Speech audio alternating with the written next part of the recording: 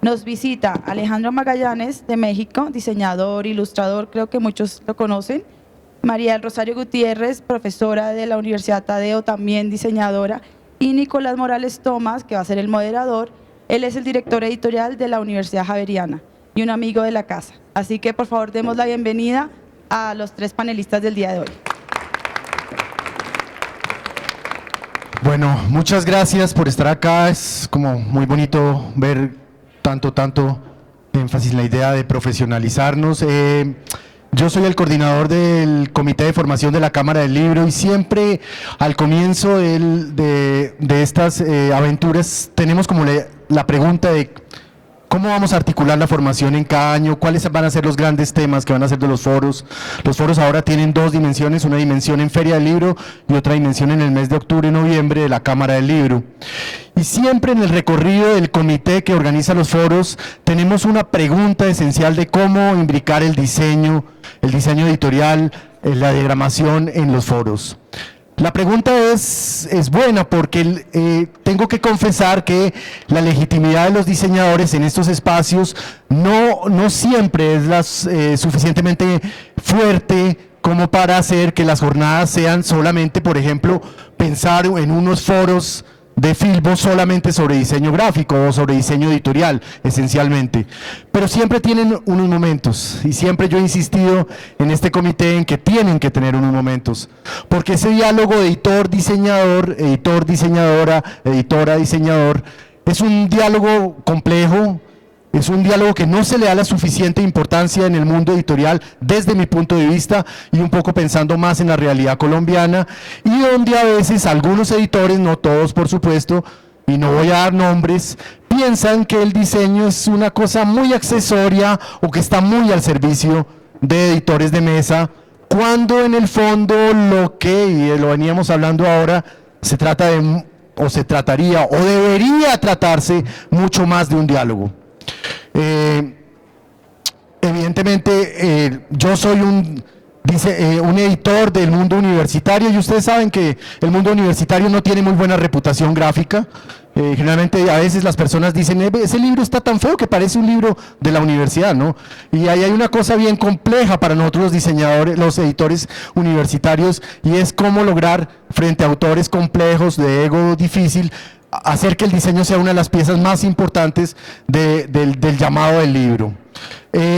Tenemos aquí entonces dos invitados que tienen un horizonte distinto y que se dedican a cosas distintas, aunque están en el mismo medio. Porque tenemos una profesora universitaria muy conocida en Bogotá, que va a intentar imbricar un poco el problema del aprendizaje, pero también la reflexión con el diseño en la universidad, y un diseñador impresionante que ustedes conocen seguramente por lo que ha hecho, pero también que tiene una reputación transmundial, del mundo mundial, y que estamos muy contentos de recibir.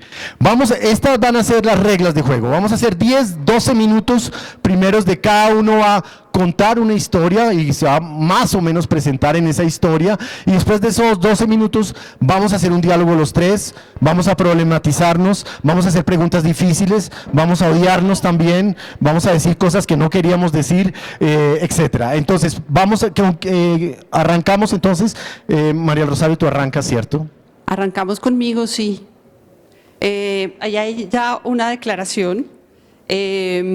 Es obvio por qué invitaron a Alejandro Magallanes, pero yo le pregunté a Isabel por qué me invitaron a mí.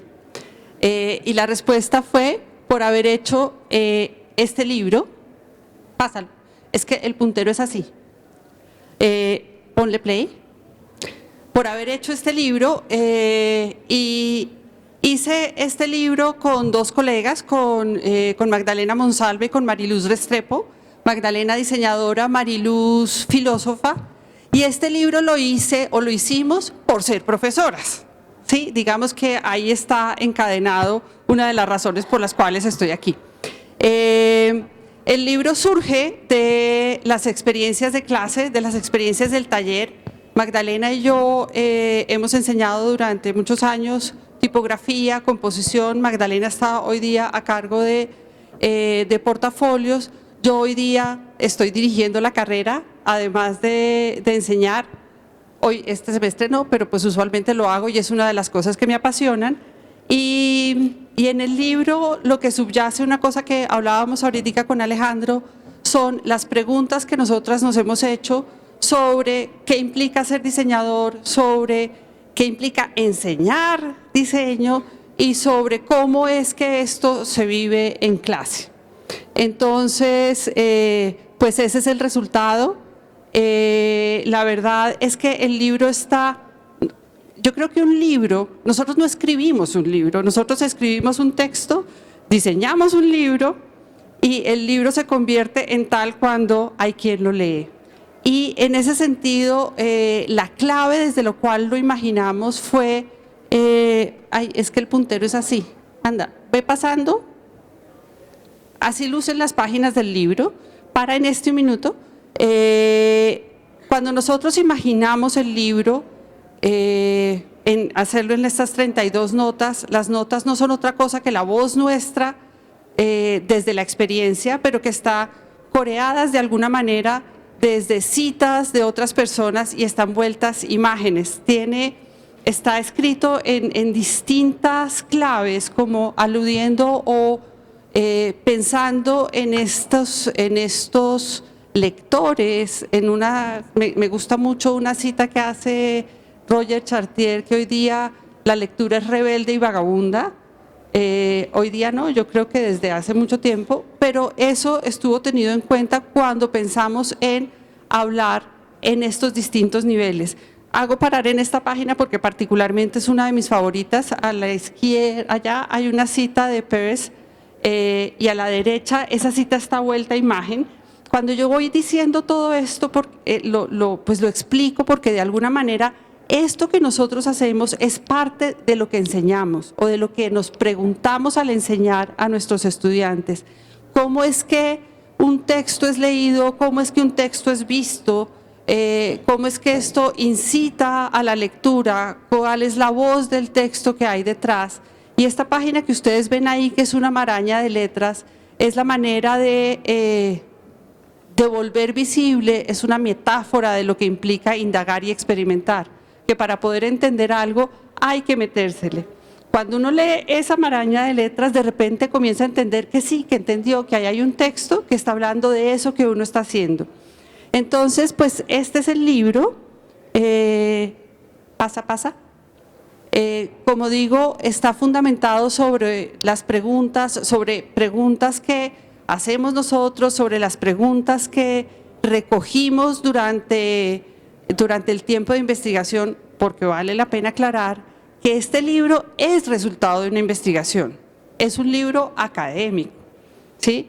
Es un libro que tuvo 2 años de observación de lo que hacíamos en clase, de preguntas sobre cómo lo hacíamos, de mirar por dónde íbamos a definir el texto, y curiosamente, o curiosamente no, yo creo que esto es bien, pues es cierto, cuando comenzamos a escribir, también comenzamos a diseñar. Eso es una maña de los diseñadores. Cuando un diseñador llega a algún sitio y le dicen, mire, necesito algo, el diseñador ya sabe cómo es, ¿sí? De buenas a primeras tiene algunas ideas. Y en este caso comenzamos a diseñar y la manera como lo diseñamos también influyó en la forma como lo escribimos. Entonces, aquí está imbricado esos 2 momentos de manera muy clara, como la conversación sobre las palabras, las preguntas, la muestra de los ejercicios que hacen los estudiantes, que si te devuelves un poquito, digamos, ahí hay ciertas posturas frente a las cuales nosotros empezamos a formar a los estudiantes en relación a lo que antes en clase se llamaba tipografía. Y es curioso, no sé si ustedes hoy día, y a raíz también de las reflexiones que hubo acá, tuvimos un cambio en el currículo. Lo que antes se llamaba una clase de tipografía, hoy día se llama sistemas gráficos para la lectura, ¿sí? Porque finalmente la gran pregunta es cuál es la incidencia que tenemos los diseñadores en las personas, en la sociedad, en la cultura, en distintos ámbitos, y pues en este contexto particularmente en en el facilitar, promover la lectura, ¿sí? Y pues eso se inicia en esta clase, en estas clases que pues tienen que ver con el taller, donde hay unos ejemplos. Este me interesa porque es cómo un texto puede tener distintas versiones. Esto es un resultado de un estudiante de tercer semestre, también vale la pena decir que este es el inicio, en donde claro, parte del aprendizaje es toda esta parte de convenciones, de respeto, de comprender cómo es que el ojo se mueve sobre el texto, ¿sí? En un primer caso, para permitir que el autor le hable a quien lo está leyendo, ¿sí? Este oficio que en algunos momentos se llama como un oficio invisible, que es dificilísimo de hacer, corregir las calaveras, corregir los ríos, tener la clara conciencia de cuáles son las condiciones de armar un texto bien armado. Yo digo que para mí uno de los grandes logros en clase es que un estudiante se emocione ante un cuerpo de texto simple, pero que eso que uno que dice está precioso. Y lo miran a uno con cara de loca, ¿precioso qué? ¿Sí? Pero sí, que está precioso. Es un texto, es aquel texto que permite que quien lo está leyendo se escuche a sí mismo y escuche al autor, ¿sí? Y el diseñador pasa de transparente. Ese es el primer ejemplo, el que está allá. Luego vamos viendo cómo el diseñador, depende de la interpretación que haga del texto y de cómo lo vuelva visible, pues también está haciendo de alguna manera, nosotros lo llamamos como coautor del texto, porque está incidiendo en la manera como ese texto es comprendido y recibido. Hay una cita, bueno, estaba leyendo a Chartier para venir para acá, también me preparé, no crean, que dice: el texto nunca se lee en abstracto, siempre está mediado por una materialización, por una forma. Y para nosotros, que los estudiantes tengan conciencia o se hagan preguntas sobre cómo eso que ellos hacen incide en la significación que el texto contiene, pues es muy importante, ¿sí? Entonces, pues por ejemplo, este es uno de los ejercicios en donde hacen como tres momentos, en donde en el del final evidentemente hay una puesta en escena que está mediada por lo que el diseñador interpreta del texto, ¿sí? Entonces, pues este es el libro. Sin embargo, pues también el mismo se fundamenta en algunos principios sobre los cuales nosotros creemos, que la forma significa, que la forma informa, que la materialidad y las estructuras de la página, la palabra de Chartier es fuerte porque dice gobiernan la lectura, ¿sí? Yo creo que, y a veces es difícil en la conversación justamente con los estudiantes, a veces es difícil porque dicen: es que yo puse esto y entonces el lector debería leer aquí primero, aquí segundo y aquí tercero. A ver, bizcocho. No necesariamente es así, ¿sí? Hay se sugiere, sin duda se sugieren unos órdenes, sin duda se articulan los elementos en una página. Este es un libro precioso de un diseñador catalán que se llama Pep Gimeno. Ahí no hay ni una letra, pero apuesto que todos ustedes reconocen la cornisa del libro, el pie de página, qué tipo de texto es. Sí, es un texto que nos pide una lectura como de inmersión, en donde uno dice: siento que hay una columna bien equilibrada, en donde los blancos nos están llevando amablemente a entrarle al texto. También aquí podemos ver las variaciones del texto, las variaciones de las formas de los signos, cosa que digamos que pues a mí me parece apasionante. A mí una letra me cuenta un mundo de historias, pero en el contexto editorial, tener los criterios, saber elegir bien una tipografía, pues es el resultado de mucho oficio, y yo digo también que de mucha lectura propia, ¿sí? Entonces aquí también nos estamos enfrentando a unos procesos de formación con jóvenes que yo no digo que no lean, leen en muy diversos medios, ¿sí? Entonces, pero no son tantos los que suelen leer, por ejemplo, novelas, ensayos, lecturas de largo aliento. Entonces ahí también es como, devuélvase, venga a ver a usted qué le pasa cuando está leyendo esto. ¿Por qué un renglón que sobrepase 90 caracteres, dice Brinkhurst, es un renglón cansón? ¿Por qué una interlínea corta? Sí, son una cantidad de preguntas que tienen que ver con cuestionar de dónde viene la tradición y saber que la tradición también es el resultado de muchos años de práctica sobre la lectura, ¿sí? Si nosotros nos enfrentamos hoy día a un texto como el que está allá en la izquierda, pues para nosotros es ilegible, es un texto gótico que hoy día nadie se le mete a leer, pero hoy día para nosotros esta ruptura de esa página pues es absolutamente llamativa y fascinante de ver. En la contraposición con la derecha, bueno, ¿por qué pongo las diapositivas que vienen ahorita? Porque parte del tema en la enseñanza o en la formación de los estudiantes en el ámbito del uso de las tipografías y del diseño editorial es comprender el contexto, ¿sí? Y comprender la herencia que traemos, de dónde viene, cómo surge, pero no como un dato muerto, ¿sí? También para que la cuestionen. Una cosa que tú hablabas ahorita, ¿por qué dicen que el diseño suizo es funcional? Porque sí, entonces conocer estos ejemplos para nosotros es importante y sobre todo reconocer el espíritu con el cual fueron creados en su momento. Pues no es con la idea de imitar los estilos, pero sí es con la idea de hacerles preguntas a esos ejemplos y pues vuelvo al libro, este libro está lleno de preguntas. También me parece importante conocer lo que se hace in situ. Este es un ejemplo precioso, yo creo que ustedes deben conocer y si no lo conocen, indáguenlo. A Sotillo, el diseñador venezolano. Esta página que podría parecer una página de hoy es una página de los 70s, con unos niveles de riesgo en el corte del texto a la izquierda. Luego pasa también otro diseñador venezolano, pasa.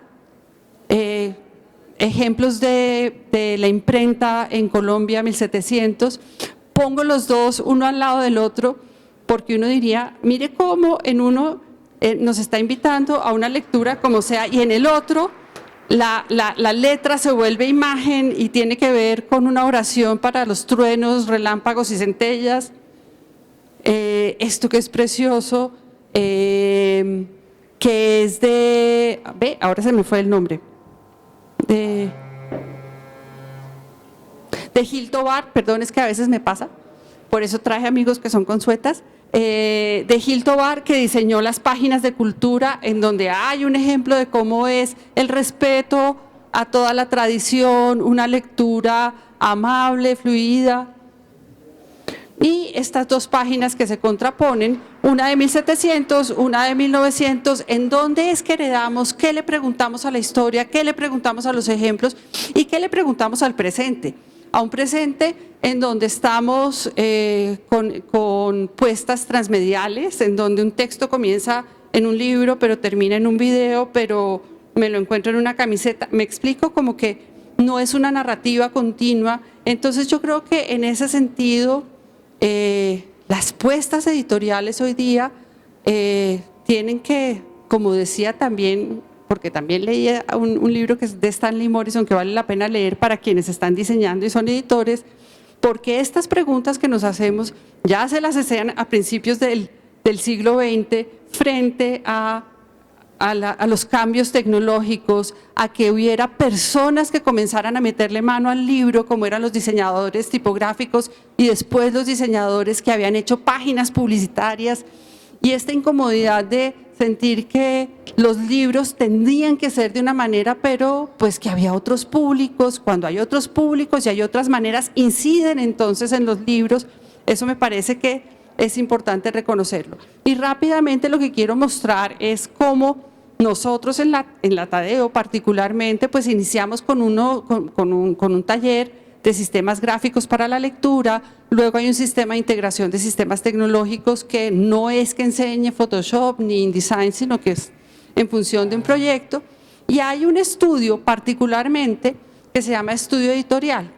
A él llegan las personas que están interesadas en el mundo editorial y aquí abordan un proyecto personal. La idea es que ellos entiendan la pieza para poderla diseñar, hacen sus propias narrativas, historias, se preguntan y definen hacia quién van. Este es un ejemplo, este es otro, en donde pues ya también además está la puesta de imagen, texto, etcétera, etcétera. El otro momento editorial importante para nosotros son los portafolios.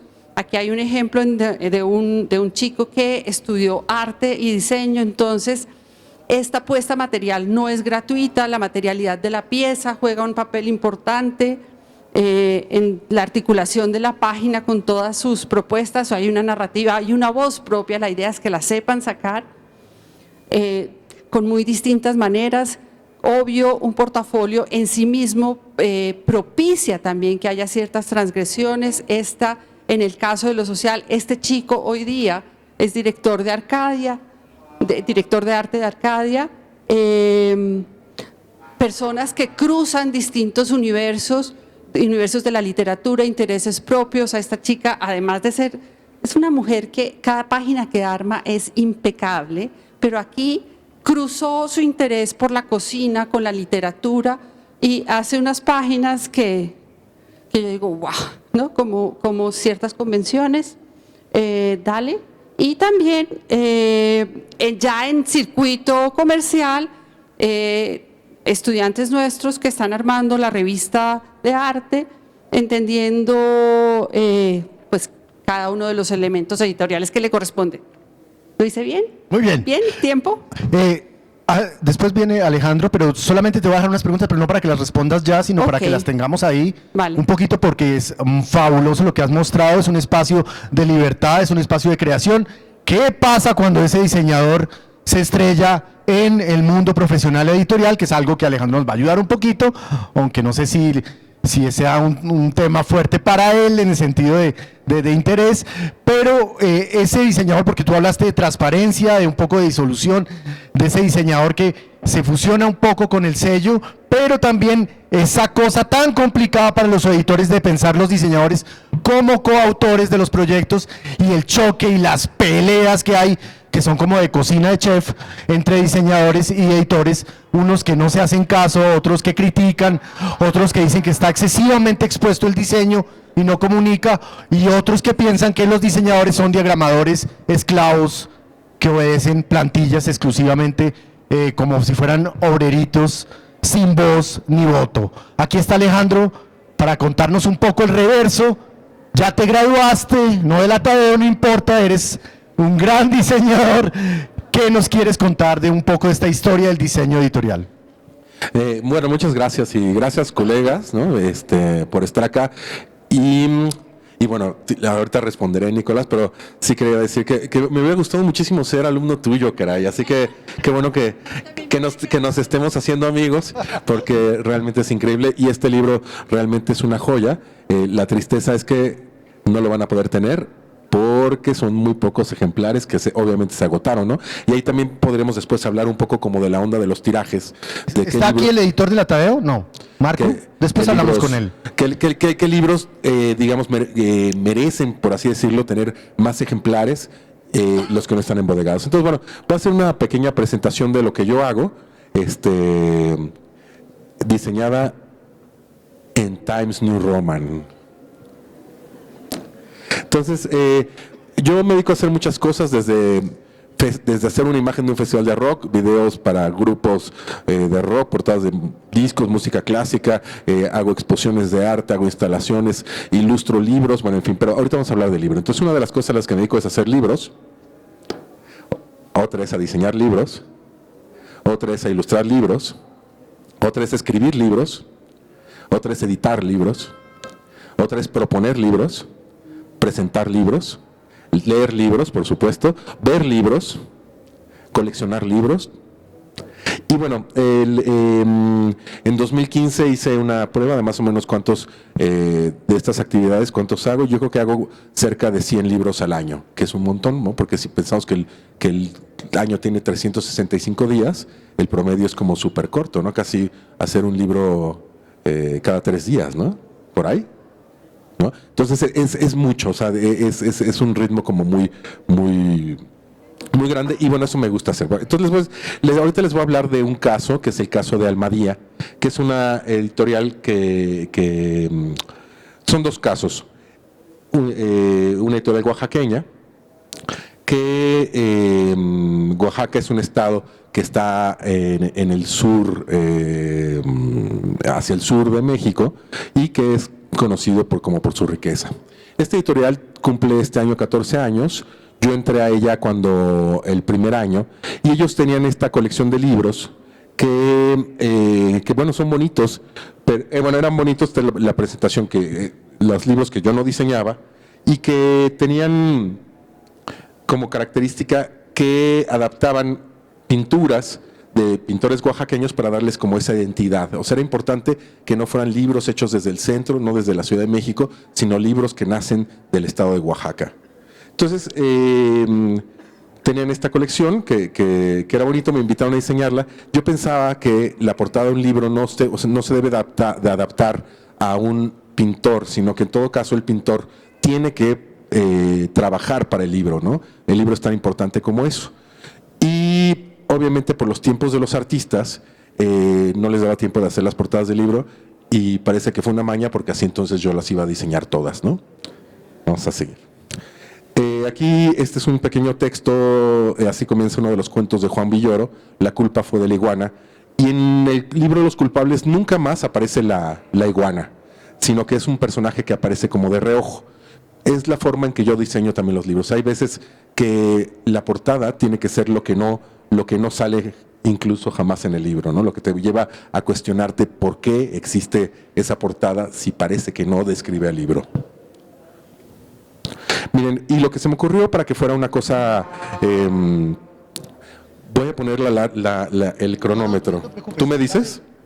Lo que se me ocurrió, justo para que tuvieran como este carácter oaxaqueño, que Oaxaca es una zona donde se hace como muchas manualidades, mucho arte con las manos, mucha artesanía, era hacer un libro que tuviera un troquel o un suaje, donde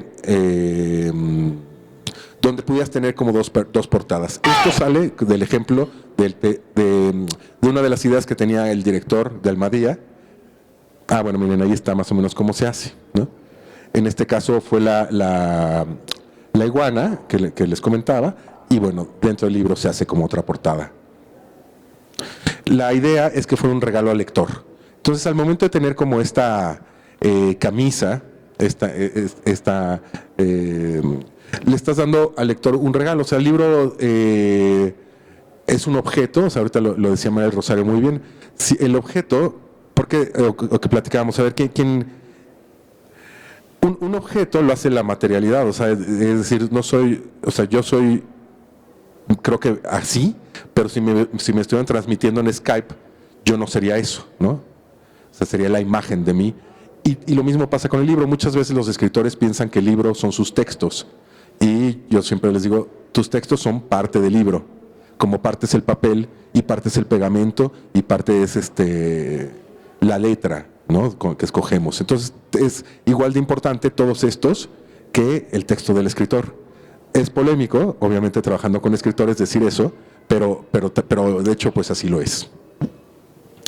Por otro lado, los diseñadores tenemos que conocer que no salga mucho más caro un libro que otro. Entonces, este libro que tiene esta camisa que lo envuelve y que se puede quitar a una tinta, y las 2 tintas de la portada tendrían que costar lo mismo que la colección anterior, porque tenemos nosotros también un deber económico, también un deber ético, en el que no desperdiciemos papel por hacer un libro de tal o tal cual característica. Entonces calculé eso, y estos libros salen igual que la primera colección en cuanto a costo.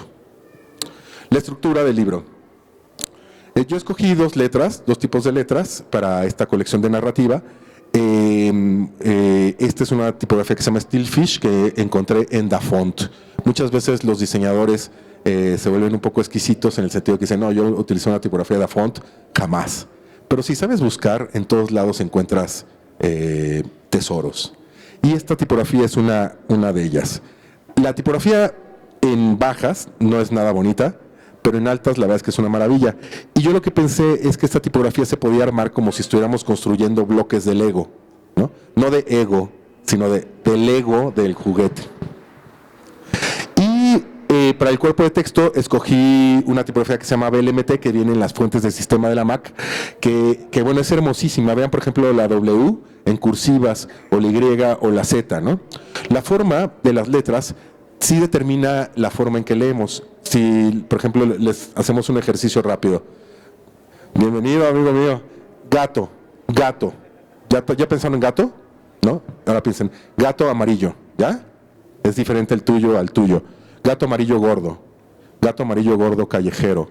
Gato amarillo gordo callejero disfrazado de perro. Gato amarillo gordo callejero disfrazado de perro en tipografía Comic Sans. Entonces, cada una de las letras determina la lectura.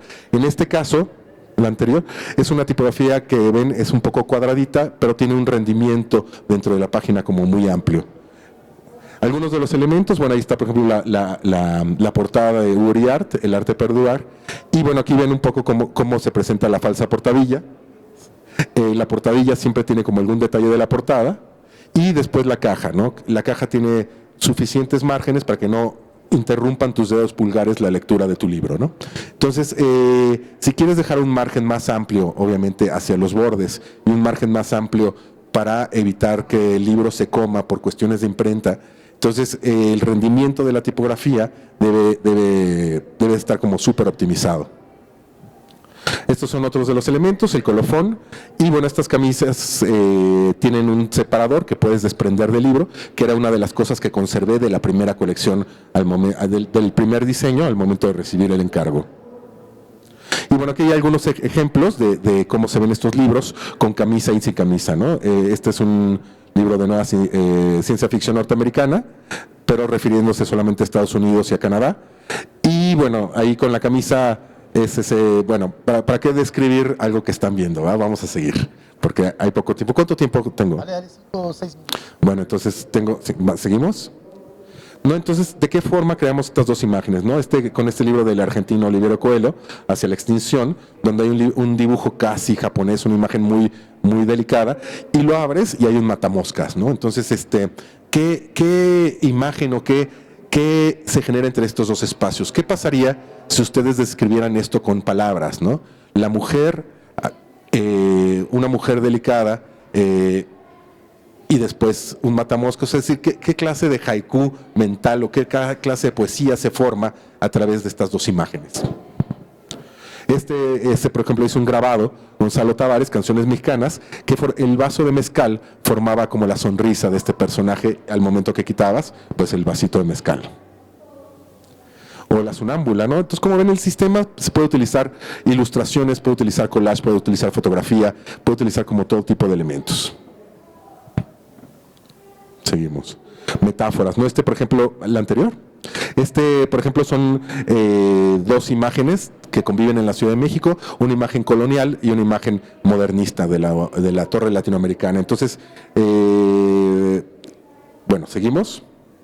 O que me encanta el tema, ¿no? Latinas Candentes 6. Y siempre digo que se imprimió con una tinta especial en la que el vello púbico es como rascahuele. O sea, huele cuando rascas la... No, no es cierto. Seguimos. Jackie, buenos días, camaradas. Y bueno, vamos a seguir como con algunas imágenes para que vean como la amplitud de títulos que hay, ¿no?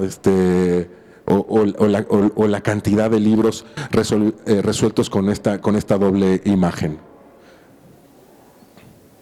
Aquí, por ejemplo, este es un ejemplo ya muy, muy drástico, en el que si desprendes, no estaba desprendido, pero si tú desprendes como esta forma, te quedas con una corbata.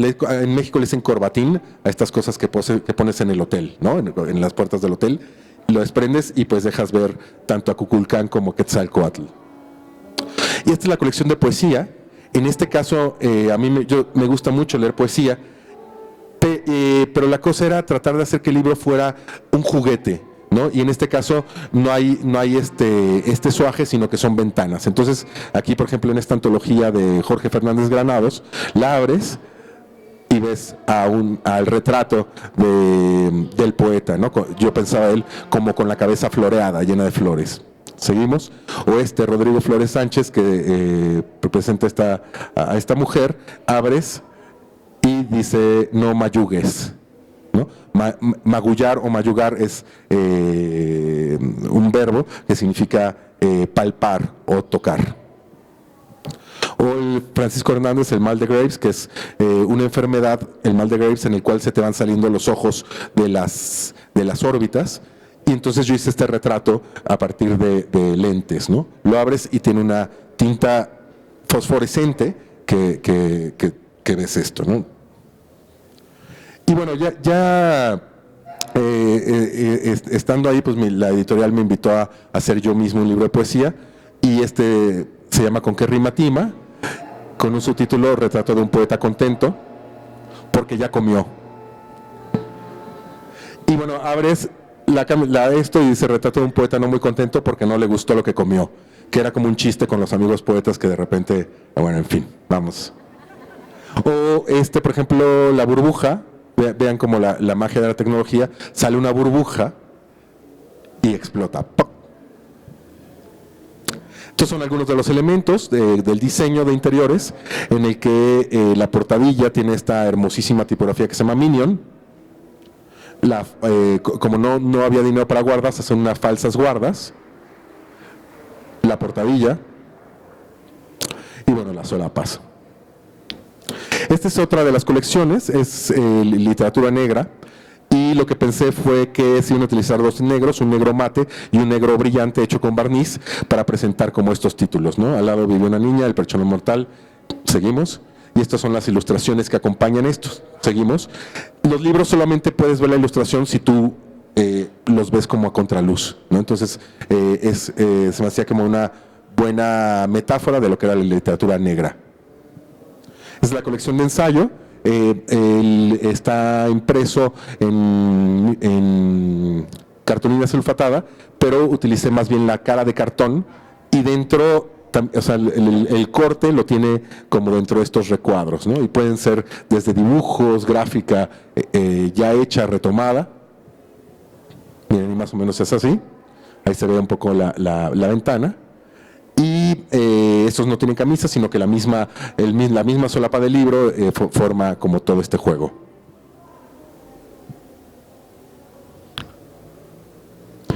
Y este es el diseño de otra colección, pero no sé si nos dé tiempo o paramos acá. ¿Sí? Bueno, ¿cómo van? ¿Bien? ¿Sí se entiende? Porque siento que estoy hablando un poco atropellado, pero disculpen ustedes. Bueno, por ejemplo, es también cómo me imagino cuando diseño una colección. En este caso, era una colección que se llama Cartografías, y la pregunta que me hice fue, ¿cómo puedes viajar sin salir de tu cuarto? ¿Qué es lo que puedes hacer con un libro? La colección se llama Cartografías, y entonces, bueno, cartis significa mapa, y grafein escrito, y después pongo la definición de Wikipedia, tal cual, ¿no? Que es una ciencia que se encarga del estudio y la elaboración de los mapas geográficos. Bueno, en fin, pueden verla ustedes en Wikipedia. Y bueno, esta es una cartografía, vean qué bonitas eran o qué bonitas son. Y entonces a partir de eso yo hice una abstracción, ¿no? Muy básica, en la que el mundo lo represento con un punto azul. Entonces aquí esto es algo que escribí, ¿no? El mundo es uno, lo que cambia es nuestra experiencia en el mundo, ¿no? Entonces la experiencia en el mundo está representada por colores. El mundo siempre es un punto azul, y lo que cambia es la forma en que lo vemos, la experiencia de cada uno. Porque esta colección de cartografías eran textos que hacen escritores sobre ciudades o lugares. Por ejemplo, París de Rubén Darío, o Mi descubrimiento de América de Mayakovsky. Y entonces son como las notas de viajes de estos escritores viajeros.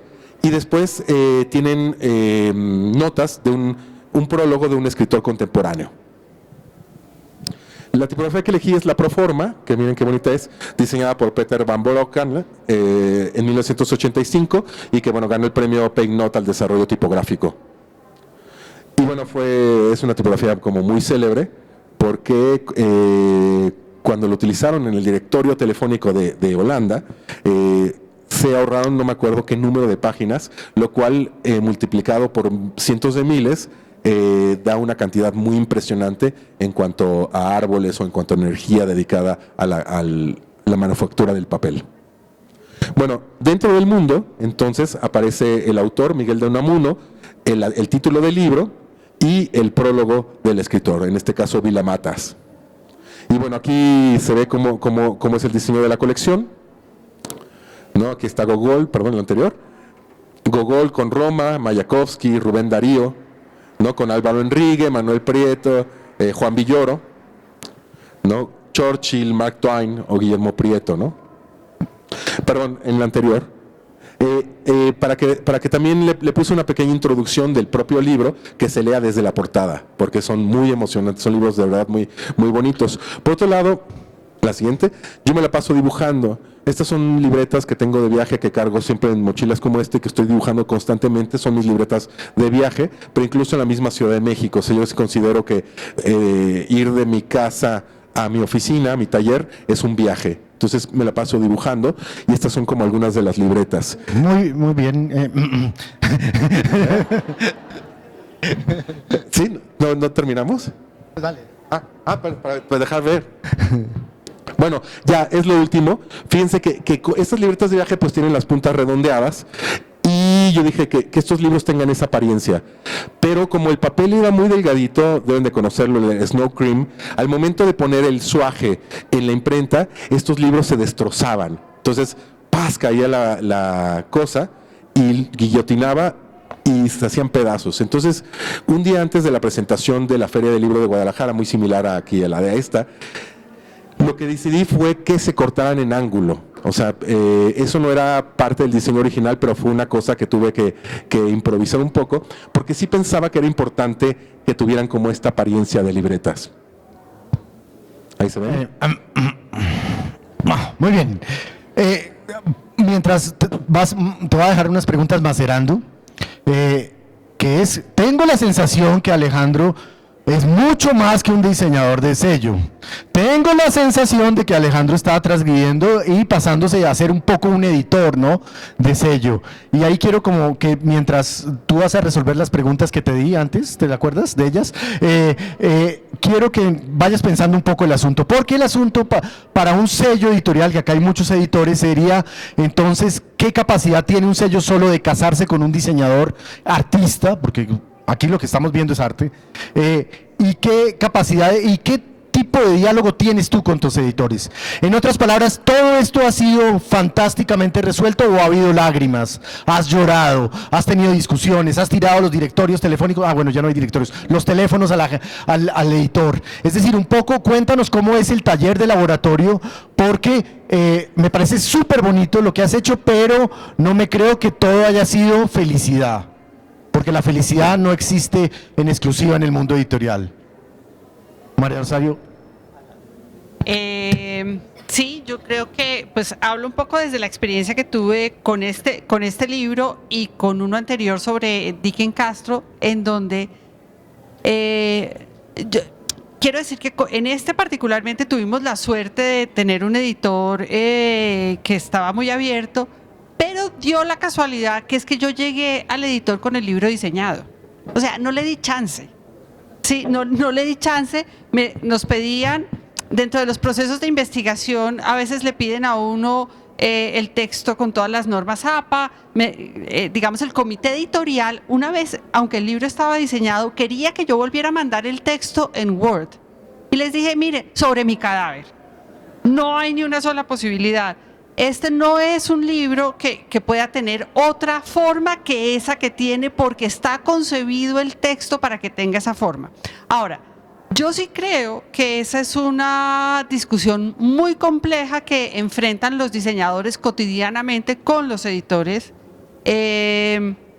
Digamos que en esa co-creación, en esa en esa conversación, llegar a los acuerdos, que los diseñadores sepan argumentar cuáles son sus apuestas y en qué benefician el libro, pues es parte de aquello a lo que nosotros le apostamos desde ese desentrañar todo lo que hablé, desde saber seleccionar una tipografía, entender cuáles son las implicaciones de un formato, no solamente en términos de lectura, sino en términos de costos, entender esos lectores.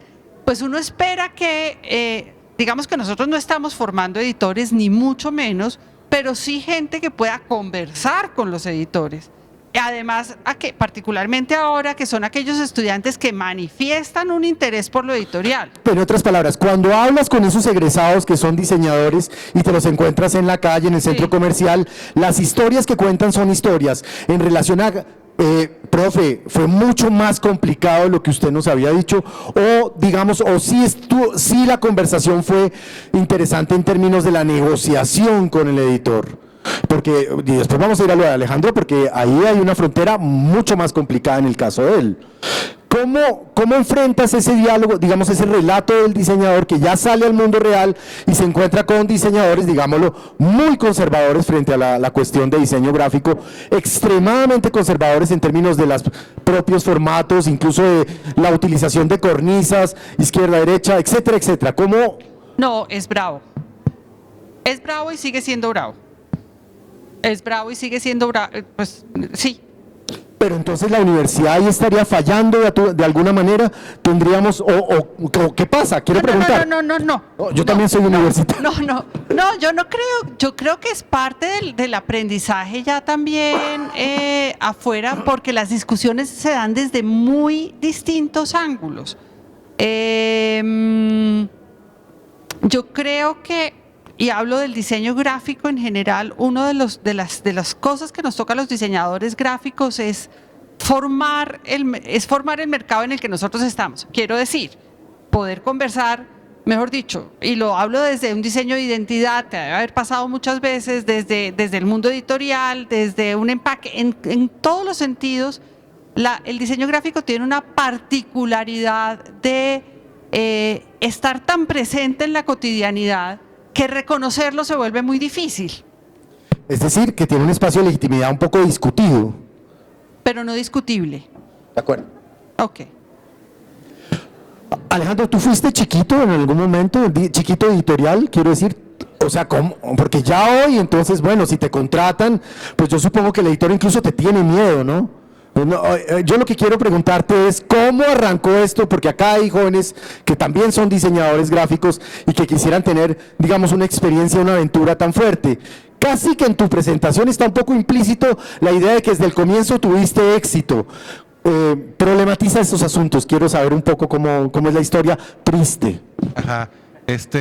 Bueno, por ejemplo, en el caso de Almadía en específico, tuve mucha suerte porque cuando nos reunimos había 2 miembros del equipo que eran 10 años más jóvenes que yo y había otro que era 25 años más grande que yo.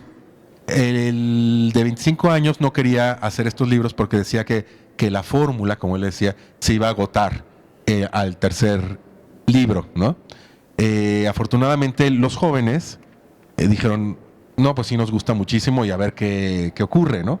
Entonces, cuando recordamos eso los 3, pues nos reímos un montón porque si hubieran hecho caso al que tenía más experiencia, nada de esto se hubiera hecho, ¿no? Entonces, y bueno, sí pienso que como en todas las relaciones humanas, depende como de los actores. O sea, hay editores con los que pues llevo trabajando ya cerca de 25 años y que es como si fuera ayer, ¿no? Hay otros en los que después de la junta en los que te reúnes, pues los dos salimos agotados y que yo creo que es mejor ya no seguir con el trabajo o seguir, pero siendo muy, muy profesional y muy poniendo todos los puntos sobre las IES desde el principio. Entonces, pero sí pienso que la mejor relación que pueda haber es la de un diseñador con su editor. El editor va a conseguir, por ejemplo, desde que haya más presupuestos para incorporar un pliego más y entonces puedes bajar un poco el horizonte de tu diseño editorial hasta va si el editor es el que paga, que muchas veces se da eso en las editoriales independientes, entonces, pues vamos, está como invirtiendo su propio dinero. Si trabaja en una transnacional o en una editorial más grande, pues va a conseguir que este libro, por ser distinto, tenga como más posibilidades de encontrar lectores también distintos, ¿no? Siempre, como yo era desde siempre lector, siempre quise hacer libros que, como que la fórmula, o por así decirlo, es de qué forma puedes encontrar tú un libro que tú mismo comprarías. Diseñar un libro que tú cuando pasaras lo quisieras tener por alguna de las características, ¿no? Entonces es un poco como el buen cocinero, pues le gusta comer. Y eso me parece que pasa muchas veces con el trabajo de diseño. Y cuando el editor se involucra de esa forma, también hay de todo, ¿no? O sea, a mí me parece que el editor nos pone muchas veces en paz a los diseñadores, lo cual está muy bien, pero finalmente es como una relación bonita, yo creo. De repente puede ser más difícil, por ejemplo, con los escritores directamente, ¿no? Los escritores, por ejemplo, pero bueno, me estoy comiendo otra vez el tiempo. No, dale. Pero, por ejemplo, hago un ejercicio con los alumnos en la que les digo, escriban su peor pesadilla. Después se la dan al alumno de junto y le digo, ilústrala. Entonces, siempre quedan así malísimas, ¿no? O sea, cuando la pesadilla era realmente de miedo o chistosa, así, las ilustraciones siempre quedan malas. Y eso mismo pasa con un texto de un escritor. Les digo, es para que aprendan como lo que siente un escritor a veces, por ejemplo, para cuando ilustras un libro, cuando ve algo que él no se imaginó. Pero, como les digo, el texto del escritor es solamente parte de eso y es algo a los que nos tenemos todos que acostumbrar. Lo mismo pasa con las portadas. Tengo suerte en mi labor profesional porque en realidad me pasa ya muy poco, como decías. Al principio, pues cuando pasa y cuando eres joven, por ejemplo, y cuando comienzas te frustra muchísimo, ¿no? Y lloras porque no te aceptan una portada que tú sabes que era la portada perfecta, ¿no? Y te frustras, pero ya con el tiempo lo que aprendes es hacer portadas mejores que esa, ¿no? Si no se acepta, haces una mejor, ¿no? Y es la forma como de hacer. Respecto a la cosa fíjense, se acaba de morir Quentin Fior, no sé quiénes lo conozcan, pero es el diseñador que hizo los libros de McLuhan. Del medio es el masaje, ¿no? ¿Han escuchado esa palabra? Del medio es el mensaje. Es muy interesante porque el masaje lo inventó Quentin Fior, que es el diseñador del libro, gracias al cual se conocen de forma más universal las ideas de McLuhan. Él fue el que inventó el masaje. Se dice que fue por un error, pero yo estoy seguro que no, porque actuó como no, porque McLuhan vio en ese error como la maravilla de decir no solamente massage, sino mass age, ¿no? A lo que se refiere el libro, del lenguaje de masas, ¿no? Entonces, por ejemplo, hay una cosa muy afortunada cuando un diseñador interviene dentro de la edición de un libro, aquí nada más y nada menos que de McLuhan. Y bueno, se acaba de morir, léanlo, murió de 99 años, un día antes de llegar al siglo. Muy bien, muchas de las editoriales que trabajan en Colombia tienen al diseñador como un externo o como un proveedor con el cual sí no hay mucha comunicación verbal, no se llama mucho, se le manda una idea que tiene el autor, porque el autor también tiene un rol bastante complejo en la industria editorial, y se devuelven unas portadas que el diseñador mejora, desmejora o trabaja. Yo quisiera preguntarles a los dos, porque los dos tienen amplia experiencia en esto, Alejandro, María Rosario, ¿qué se están perdiendo los editores cuando no incorporan al diseñador, que es un poquito un jefe de arte también, en la decisión de cómo va el sello, de qué estamos pensando en la colección, de cuál es el trabajo gráfico que debemos tener?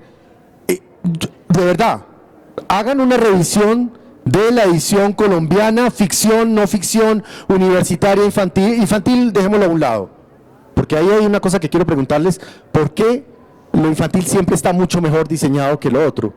¿Es porque se piensa que es más complejo simplemente? O porque, bueno, ahí hay una cosa, pero revisen, y la mitad de las portadas de la edición y la industria colombiana son realmente feas. ¿Qué pasa por qué esta industria no tiene al diseñador como un actor mucho más relevante dentro de la cuestión, e incluso para el asunto de vender? Porque aquí aparece otro actor que es nefasto, que es el jefe de mercadeo. Mi jefe de mercadeo no está, afortunadamente. que el combate entre el jefe de mercadeo y el de promoción con el diseñador es también complejo cuando hablo de diseño de tapas. ¿Qué piensan ustedes de este problema? Pues a ver, yo creo que parte por entender cuál es el aporte que hace justamente el diseño en función de incitar, facilitar, pero pues en eso también yo creo que los diseñadores tenemos una parte de responsabilidad si no sabemos argumentarlo, ¿sí? Si no entendemos qué es eso que estamos haciendo, cómo lo hacemos y para qué lo hacemos, hay una parte de eso, o sea, yo creo que legitimando la conversación, pues yo creo que cuando uno tiene la posibilidad de hacer entender por qué esto es así y no de otra manera, pues hay un punto hasta donde el sueldo llega a ponerse en crisis. Yo también creo en eso, yo les digo a los estudiantes, y que pasa aún en clase, haga lo que usted cree que debe hacer y haga lo que se le está sugiriendo, y miremos ambas cosas, y sobre eso se discute, sobre eso ahí hay unas evidencias que pueden ser discutibles. Entonces yo creería que ¿de qué se pierden? Pues de gente que sabe el sentido que promueve lo que hace, el sentido comercial, el sentido en significación, simbólico, con el cual, pues, digamos, hay una conversación y una negociación en frente a términos también económicos, de producción. Yo creo que ahí hay siempre una tensión, pero pues de esas tensiones, pues uno esperaría que resultaran cosas buenas. No siempre pasa y no, insisto, no es fácil. Yo creo que ahí hay mucho por hacer aún. Bueno, y respondiendo a la pregunta también, el miedo siempre paraliza, ¿no? Entonces, lo que habría que pensar, ¿cuáles son los miedos, por ejemplo, en la industria editorial? Entonces, claro, el miedo es a que no se venda. O el miedo es que sea tan arriesgado que los papás no le vayan a comprar el libro para niños a sus niños. O el miedo, les digo, de los que ponen el dinero, es pues a perder todo su dinero, no recuperarlo jamás, cosa que por lo general ocurre con los editores. ¿Cuáles son los miedos de eso, no? ¿Cuáles serían los miedos del diseñador, no? Y haciendo como una autocrítica, digamos, a lo que a mí me toca, sí hay una parte muy impresionante en que si los diseñadores no sabemos leer los textos que diseñamos, pues el editor no nos va a tomar jamás en cuenta, ¿no? Es decir, si no argumentamos también, o sea, una de las cosas es como saber historia, ¿no? O sea, saber decir, bueno, esto en realidad se ha hecho en muchas partes del mundo desde hace 40 años y ha funcionado. ¿Por qué no podría funcionar acá? ¿O qué es lo que ha funcionado de eso? Pues a lo mejor lo arriesgado. Entonces, con estos argumentos ya se puede llegar como una conversación mucho más allá del miedo, ¿no? Que puede ser tan fatuo como decir, no es que el azul está relacionado con los pitufos, ¿no? O sea, es decir, argumentos como tan bobos que sí se pueden imponer desde el marketing, y que si no sabes cómo responderlos, pues se vuelve como muy chafa, ¿no? O sea, a mí me gusta como, ¿tenemos 10 segundos o 10 minutos? Minutos. Pensar que la bandera de la Unión Soviética tiene los mismos colores que la bandera de McDonald's, ¿no? Eso quiere decir que los colores funcionan a pesar de de la significación que se les dé. O sea, no hay cosas tan estáticas. La bandera de Cuba tiene los mismos colores que la chilena o que la de Estados Unidos. Entonces, en ese sentido puedes como marcar cosas reales y no solamente emocionales, ni de miedos. Muy bien, 10 minutos para preguntas del público. Hubiéramos querido que fueran más. ¿Me dejas acotar sí, una claro, cosa? Claro. Es que yo creo que hoy día, particularmente en la formación de los diseñadores, también hay un tema que es muy importante, y es que como diseñadores entendamos que todo esto que hacemos, que todo lo formal que hacemos, también lo hacemos en un contexto.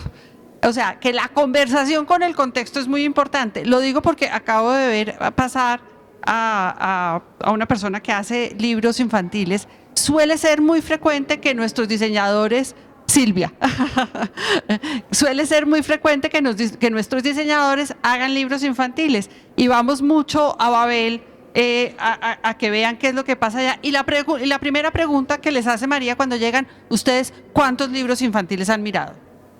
¿Sí? ¿Ustedes qué conocen de este oficio? ¿Qué conocen de este mercado? Entonces tampoco somos inmunes a eso. O sea, la única posibilidad de generar una conversación y una negociación también es entendiendo lo que pasa al otro lado. Y yo creo que eso también es un deber de formación desde las carreras que hoy estamos tratando de modificar. Muy bien, preguntas. 2 preguntas tal vez rápidas del público. A ver. Sí. Bueno, yo quisiera preguntarte una cosa. ¿A qué tú? ¿Cómo, perdón? Al diseñador. Veo que tienes un gran talento, ¿verdad? Entonces la pregunta que me surge es, nosotros generalmente en el mundo universitario damos con diseñadores un poco estándar y es un poco el ejercicio yo creo que de todos nosotros es búscale otra forma, búscale otra cosa y casi siempre terminamos haciendo las mismas carátulas. Yo creo que ese es como yo quisiera que tú me dijeras si una persona de talento estándar, porque obviamente a veces el talento con eso se nace, ¿no? Es una forma de ver la vida, yo creo. Pero ¿tú crees que una persona estándar puede lograr digamos, mejorar un poco esa parte del talento para diseñar? Muchas gracias por la pregunta. Yo lo que les digo siempre a mis alumnos es que todos somos vasos, ¿no? Entonces están los vasos tequileros o están los vasos como de malteada, ¿no? Todos son distintos y el chiste es que estén como siempre llenos. Entonces, sí creo que hay personas que tienen como más imaginación o más creatividad entendida por lo que se entiende por creatividad, y hay quienes, por ejemplo, son más pues más tiesos a lo mejor, o más rigurosos, o más otras cosas, pero sí pienso que fíjate, es una cosa muy interesante. Yo sí pienso que para ser un diseñador, el talento, un buen diseñador, el talento no es una de las cosas más necesarias, sino el rigor. Entonces, si el diseñador, por ejemplo, con que trabajas es más bien como un diseñador muy riguroso, entonces podrá hacer una cosa increíble dentro de ese rigor, aunque no sea, digamos, un fuego artificial, sino a lo mejor que sea una cosa a lo mejor más como zen o mucho más tranquila. Entonces, pero eso depende también, sí, de la formación de cada uno de los diseñadores. O sea, y también, por ejemplo, una de las cosas que tiene bonita el diseño editorial es la apropiación, que no el plagio, ¿no? Pero sí la apropiación. O sea, ¿cuántas cosas se pueden inventar de nuevo en un mundo editorial? Pocas. ¿Cuántas cosas sabemos que funcionan, no? Una tipografía de 12 puntos o de 11 puntos con una interlínea de 15.5 siempre funciona, ¿no? La tipografía Minion siempre funciona lo mismo que la Garamond. Entonces, sabiendo como esas recetas que existen, porque es finalmente un legado de la humanidad, desde ahí se pueden como diseñar cosas muy bien hechas. A lo mejor no pirotécnicamente emocionantes, pero sí muy bien hechas. Si a eso después ya se intercala con educación visual, ¿no? Porque no, yo pienso que, por ejemplo, los diseñadores deberían de tener, los 2 primeros años de la carrera deberían de ser pura copia. Copiar y copiar y copiar cosas que están muy bien hechas. Porque de esa forma aprendes como... ¿no? Entonces, en ese sentido, lo que habría que preguntarse es, ¿quién decide qué tan talentoso es el diseñador o no? ¿No? Es decir, si lo decide un editor o lo decide un director, o porque entonces es una cosa que está fuerte, ¿no? Porque también es un diálogo que siempre me he imaginado, ¿no? ¿no? Eso está feo. Y dices, pues usted está feo. Y entonces, ¿cómo se resuelven como las cosas, no? No tiene que ser desde esa subjetividad. Última pregunta.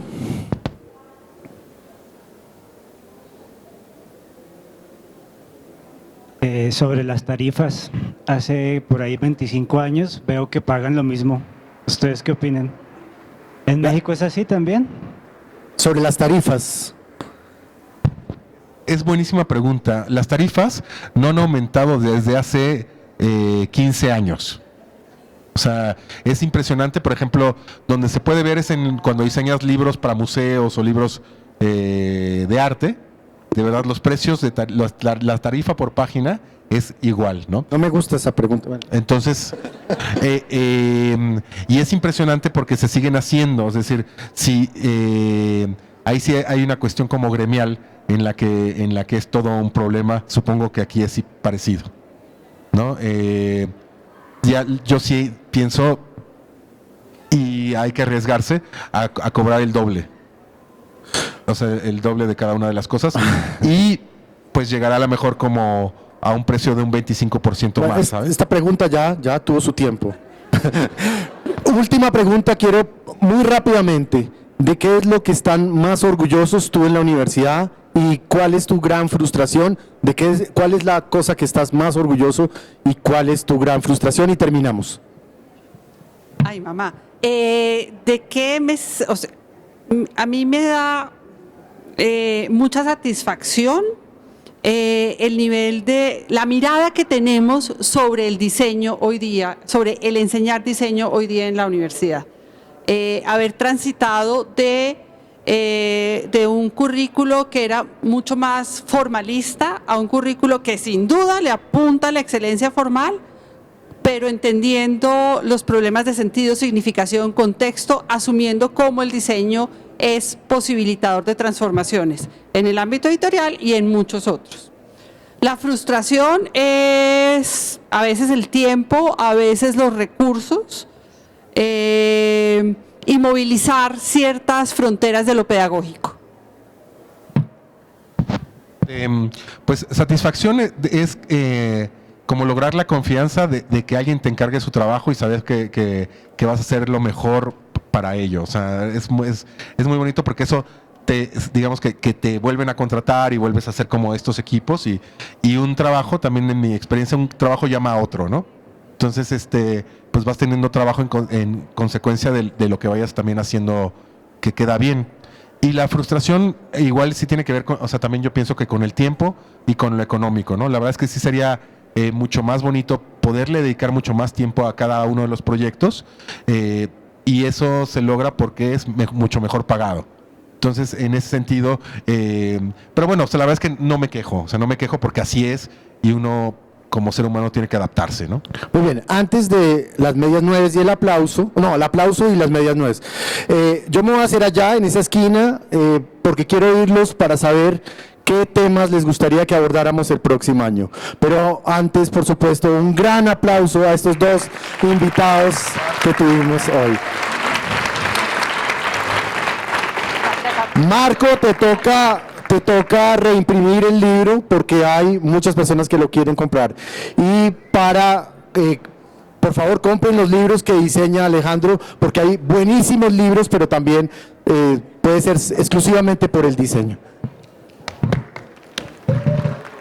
Bueno, muchas gracias a